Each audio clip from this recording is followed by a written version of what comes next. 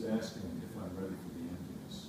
I hold up 2 old checks with void stamped on them. Oh yes, I know all about the void, I say. It's been yawning in my face all my life. Even when I'm wired into pleasure, sex, or music, the emptiness I know is waiting to snatch me up. It's almost impossible for me to fall asleep at night these days, because I know I might not come back. Time is a mighty ocean that wants to pull me in, a cave where they make everybody turn off all their lights, a black hole of total darkness that swallows us all. My son is reading Sunday Funnies. He's the light in the cave. Not emptiness, she says, empty nest. Oh, I see. No, that I'm absolutely not ready. The Moore child. I give my son a laptop computer, a bike, a bouzouki, mandolin, and fiddle. He plays under the stars on the roofs of movie houses downtown, and his music makes me weep. It is so sweet and full of wild assertions about freedom and the intrusiveness of fathers. His innocence terrifies me. He says to me, I didn't ask to be born. But he did ask, or at least I think I remember hearing him call to us from beyond, requesting that he be brought into this world. At first it was a faint whisper my wife and I detected while lying in bed. Later, a string quartet played a little slip jig about risk, darkness, population.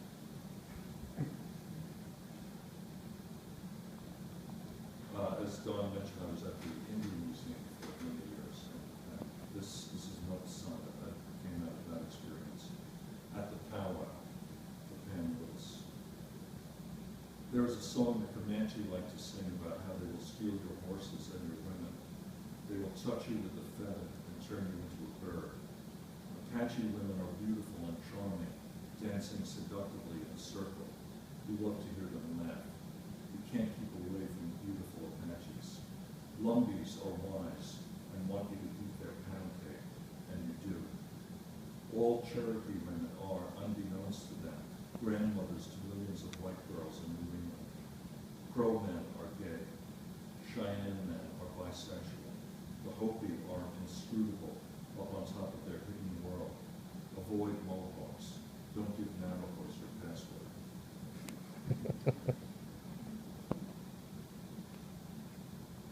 Gary Oldman at the sea. I will bonk my tuning fork to sing of my native land, New York. I will compose an immortal song about my grandmother's town, Sweet Valley Farm. I will accost people in the hallway to offer praise of County Galway. I will delight you furthermore with my hymns to Baltimore. But please don't call me up right now. I'm tired, it's late at night.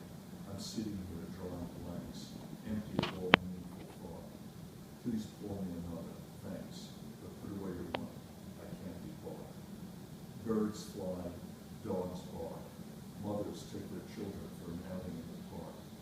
Old fathers contemplate their failure to be great enough to shed some light on the impending dawn. I think that's, the second to last time I was there, I was very concerned I was going to forget everything. It's such a great time. As I said to somebody, we met everyone and we did everything. So when I was there, I felt like I was going to forget all this. So I decided to just write down everything I could remember right after I got back. And then this is the sort of erasure of that, where these are the things that kind of stood out, probably for lyrical reasons as much as anything else. These are the memories that I preserved. And the poem is called I Forget. There are some names in here. A couple of people are writers in Germany. There's a composer, Georgi Ligeti, who was around, and some maybe shameless name dropping.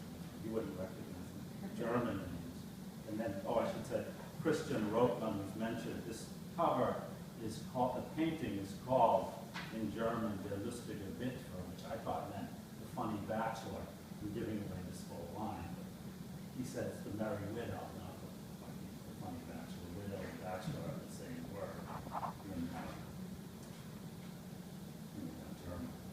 So it sort of is iconic. It capsulizes a lot of things that happen at this time in Germany. A lot of poems in the book are about this time. I thing you've never read of mine scolding itself for not being published. The chestnuts whacked the glass when the bus went through the branches in the fall. There was a metal statue of a wild boar in wild grass at the Rotary in Dahlem. There were a lot of real ones in the ditch next to Kings Avenue, Königsallee. At the cafe outside Literatur House once, Monica Rink took at least 85 things from her pocketbook and covered the table with them. And then she did it again. In German, I told someone I was from England. Internal life's rich too, but couldn't compare. This slip of paper says, go over to the Mosquito Bridge, the gate to get to it, and then the Tempelhofer riverbank. Georgi Ligeti over dinner used to ask questions like, can machines think? The street, at many times, loved my eyes, like it was letting them lead. There was world weight and world force, whether the rain would come, like someone whispering. I stood 20 feet from the real Holy Grail in Valencia, but never saw the thing. I first thought Christian Rotman's painting that I loved was called The Funny Bachelor, not The Merry Widow, but he himself said it could be either. The ads on the outside of the buses carried questions like, who has the overview?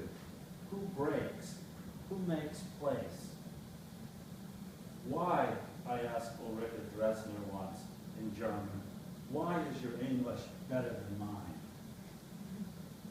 The strength of that green around the patio and the push of the music, both of these organically sad and exceptional.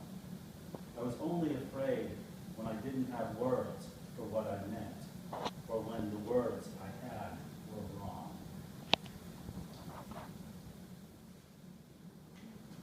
Well, here's another one about my Cipra, called Iceland, from a couple of months ago. We're going bananas in Iceland, you tell me. Your voice is shot and I can barely hear you.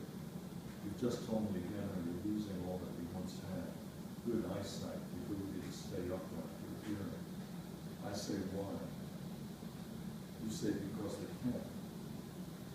Anybody can go bananas, I reply. I hate to see you so diminished, but your brain is still in here. I've never been to Iceland. You went there with your third wife 20 years ago. Grow bananas, you say. They can grow bananas.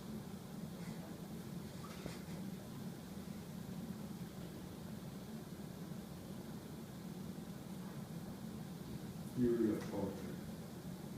In what way is this a poem?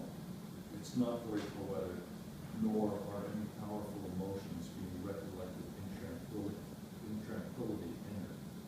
Men are dying miserably every day for lack of what's found in this poem. It's just a modest pile of words that no one will probably be able to read 137 years from now. There is some pain and anguish going on between the lines, but no metaphors come into play, no rhyme, no meter. You be the judge, you tell me. Test drive it, take it for a spin. If you're able, try to get the poetry of it to wash over you like a white